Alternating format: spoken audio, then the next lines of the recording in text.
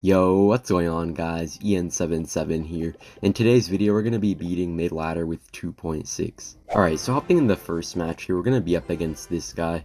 And I decided to use 2.6 here because it's one of the oldest decks inside of Clash Royale, so I know a lot of you guys have it maxed out. And I also do realize that this isn't really mid ladder for a lot of you guys, but for me this is about the lowest I can get because I get reset at around 6600. I am working on leveling up some mini accounts though to push like even lower ladder for you guys where maybe more of you guys are stuck at, but for now I think this is fine here. Even though it is a bit higher than normal, I feel like it still contains like a lot of the similar decks that you guys face, so yeah.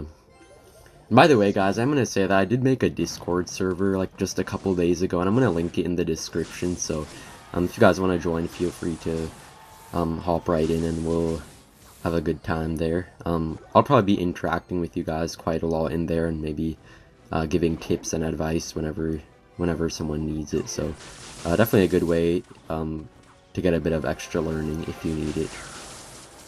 Alright, so in the first match here, I think we're going to be up against some weird Elixir Golem deck, probably one of those weird E-Golem Rage decks, so yeah, pretty mid-ladder stuff here. I know a lot of you guys are facing crazy stuff like this. Should be a really good defense here though, such a good fireball, so yeah. And we're gonna kite the Night Witch with the Hog Rider as well. Not even sure if we needed it, but might as well do it. And we do have to give him a bit of BM as well, because he is an Elixir Golem player, you know how it goes out here. And looks like we're actually going to take most of his tower already, because we got the king activated, so defense was just super easy, and he also wasted his E-barbs on offense, so already looking like a really good start for us here. Always really important to take that early king activation as well against the E-drag if you have the chance, because it just helps out so much against those big E-golem pushes, because once you have like a king activated and you just have like a cannon and a musketeer with like a couple fireballs, there's really no way they can break through. I'm just gonna get an early fireball here, hitting the E-golem, healer, and Night Witch, and it is gonna be a bit tricky if he stacks a lot of a lot of healers, but should be pretty good defense here.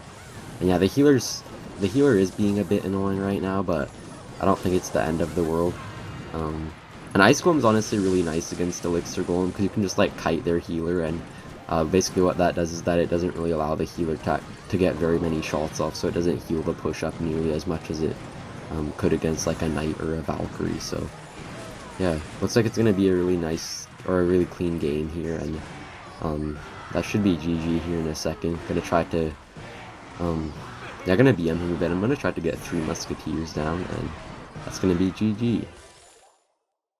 Alright, in the next match here, we're gonna be up against this guy. Not sure what anyone's playing here, but I'm just gonna always go Hog first play, because it's a really safe play with 2.6 most of the time. Even though they can have like a good counter push against a Hog first play with like E-barbs or mini Pekka, you can still defend really easily with your quick cycle cards, so never really too much of a problem. And this guy's gonna have Inferno Dragon and Tornado, so probably gonna be some type of beatdown deck if I had to guess. Gonna see what his next couple cards are though before I know for sure what he's running. Okay, so it does have E-drag and Lumberjack, so probably gonna be Lumberloon here. Yeah, another really popular mid-ladder deck, so even though these guys are like maybe a little bit better than some of the people you guys face, at least they still play similar decks, so you guys should still be able to take away some things from this video, hopefully. So the nice thing here is that the Loon did get a nerf recently, so now the cannon actually takes two balloon shots before it dies, so yeah, we're gonna use it here against this balloon in a sec, and yeah, should be really nice that the balloon will take 2 shots to kill the cannon. Gonna make it a lot easier to counter it. Like I think normally, like when the cannon died in 1 shot, that balloon would have got a hit normally, but because it survived 2 shots, it didn't get a hit, which is pretty helpful for us here. The only problem with that is that it does also make the activating King Tower trick a little bit harder. Like, you used to be able to use 2 cannons to activate off of a balloon, but now that the cannon has more HP, I think it's going to be a lot harder to do. I'm just going to fireball this, honestly. Even though Bowler has a lot of HP, it's going to hit the Lumberjack as well, and Gonna DPS things down. This is gonna be a little bit sketchy here on defense, but I'm not super worried. Cannon should hopefully finish off the bowler mostly. And yeah, pretty clean defense. He's gonna get some death damage, but not really the end of the world. And we'll have to spend something on those skeletons as well, so looks like he's just gonna go with a really weird NATO, but still gonna allow us to get one hog hit right there. And yeah. The only kind of tricky thing here is when he's gonna like stack up those huge bowler pushes with like E-Drag and Lumberjack and all that. But we do have like a free pass to cycle our musketeers pretty freely, since we do have like the cannon and fireball to counter his balloons, so don't really have to worry about that too much. But gonna try to like finish off his pushes as early as possible. Just gonna be getting muskies down to DPS the bowlers, then we'll have like the fireballs to kill the dragons and the cannons to just kite the balloon everywhere. And by the way, I went with the cannon in that position on the right lane, so that if you went with the balloon in that lane, I could just like pull it all the way across the map, and the muskie was kind of blocking up the other lane. Alright, so it looks like he's gonna go for a balloon Inferno Dragon, but the Inferno Dragon's a lot slower than a baby dragon is, so I don't think that'll do too much. And he does get the freeze off there as well, but because of the loon nerf, he wasn't able to do too much because of that. Took the loon 2 shots to kill the cannon, so really good defense here.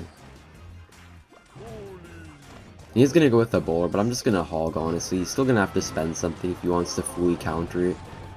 Should still get a hit, yeah. Really easy for us to get hog hits in this matchup, because even though he does have tornado and bowler, like the bowler will always allow the hog to get one hit, and the tornado can be avoided pretty well if you use like an ice golem with your hog rider, so not too bad. Okay, it is gonna be a little bit close here. I don't think we can actually defend this balloon, but he did waste his freeze on defense, so hopefully he doesn't get 2 hits, only 1 hit, I hope. Okay, he does get 2 hits, unfortunately. Wasn't really used to how quick the balloon attacked, so I kind of thought that we could just hold it to 1, but still in a pretty good spot, because the balloon does do a lot less damage, even though it shoots way faster, so still pretty good for us here. And I'm always going to be pressuring with the hog rider right as he's making a push, just so that he can't like make a super big push that we can't really defend too well. Yeah, the game it should be pretty much over if we just cycle a few spells, but I just want to make sure I have defense on lockdown before I go too aggressive here. Luckily, we are making him use his freeze on defense every time, so we can't really get a too good of a push off, and we're defending pretty nicely here. Bowler is going to get a little bit too close to our tower, but just a few seconds left in the game at this point, so we just need like a couple fireballs and a log, so yeah, looks like that's going to be GG here. Alright, hopping in the next match here, we're going to be up against this guy. And by the way, guys, one other thing that I did want to touch on was that I'm thinking of creating like a membership for my channel pretty soon here. Nothing too special, but like I'll just have like a few tiers of memberships where the members will get like special badges next to their names. They'll get like they'll get my friend link on my different accounts depending on what level they have, and maybe like a few other special perks like suggesting decks for a video once in a while or something like that. So let me know if you guys are interested in that. Might be a nice little thing to have on the side, just for a bit of fun, I guess. And yeah. Alright, so looks like in this next match, we're going to be up against Sparky, so we're basically facing all of the mid-ladder menaces in one video. Gonna be interesting here. 2.6 honestly is pretty decent against Sparky if you play super well, but you just have to play so well to beat it, because if you make like one mistake, could go pretty wrong. But yeah, I know that if we play well enough, it should be a pretty good win, but it's always really satisfying to beat it, even when you do have a good matchup. Okay, so this guy's actually probably gonna have that weird version with like wizard and stuff like that, and he does have elixir collector as well, so really weird version, but should be pretty fine for us here, I think. He may have minion horde as well though, so we'd have to watch out with overextending on our fireballs here. Normally it is okay to fireball their Sparky and tower if you have like a awkward cycle, but we're probably just gonna hold it here for a second because we don't really want to give him a chance to get a super good minion horde off. It looks like that guy's actually going to utilize the Dark Prince jump ability, which is kind of interesting. I never really see people using the Dark Prince jump ability too often, except to like kill buildings in the middle or something like that. But yeah, it does make the Dark Prince go a bit more towards the edge of the arena, which I guess can be more dangerous sometimes for you if you're playing a cycle deck where you like to kite everything to the middle. But yeah, gonna be pretty good defense so far, and we do have to just defend this big Sparky push, and if we can defend it, we probably should be in a pretty good spot. And we're just gonna Fireball here, because he does give us the value on the Giant as well, and since it is double Elixir, I'm kind of confident that we can still defend, and should be able to cycle back to another Fireball here in a second, and get it off there right in time, and yeah, really clean defense here. And he's gonna Sparky there, and I'm gonna Hog Rider, but the thing is that the Hog will always get one shot, even if the Sparky shoots it and the tower is targeting it. So now he's just in like Fireball log range, so I'm not really scared at all. Gotta watch out for his Dark Prince, of course, and yeah, getting a little bit sketchy here. Mini Pekka does actually hit our Ice Spirit, unfortunately. But yeah, just one Fireball away at this point, so probably gonna be GG here.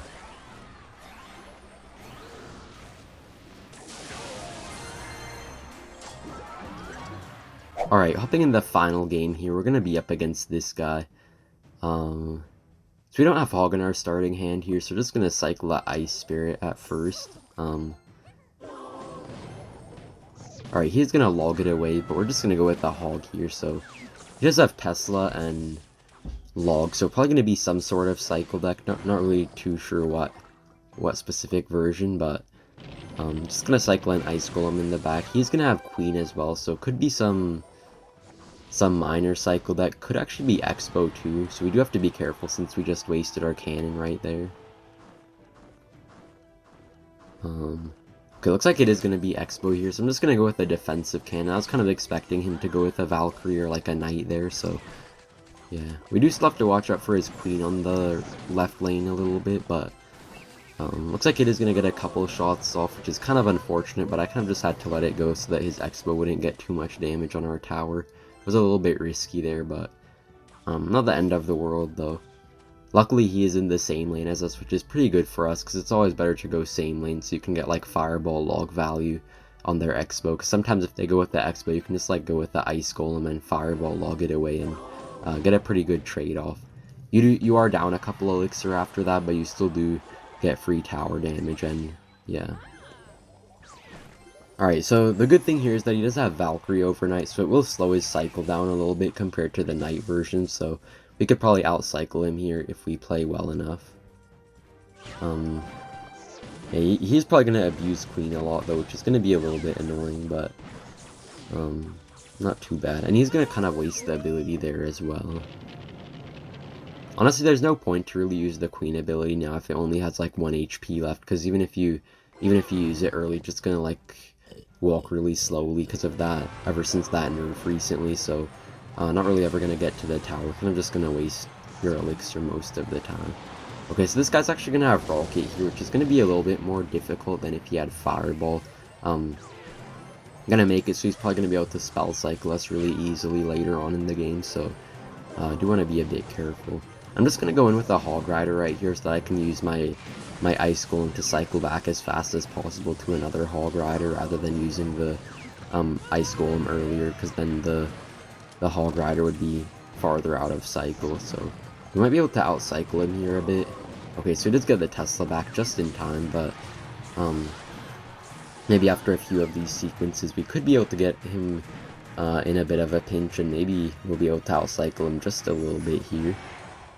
You can always rocket our Hog Riders, but it's never really a good trade for him, and always good on our part. And he's gonna rocket that Hog right there, but still gonna be pretty fine for us. I do just want to see if we can manage to score a few Hog hits somehow, because if we don't get a couple Hog hits, we're not really gonna be able to win here, even if he does have to spend a lot on all that stuff.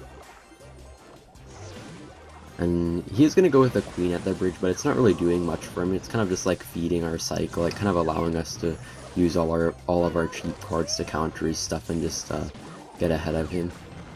Oh wow, that 1 HP Tesla just pulled the Hog Rider and he completely missed that rocket. This man is the chief pat of our day, I guess. Modern day chief pat. Let's go. Alright, so that put us in a really good lead, actually, but we do have to be careful still, because we didn't get that much damage. He did still have a pretty good defense, so gonna have to be a little bit careful here.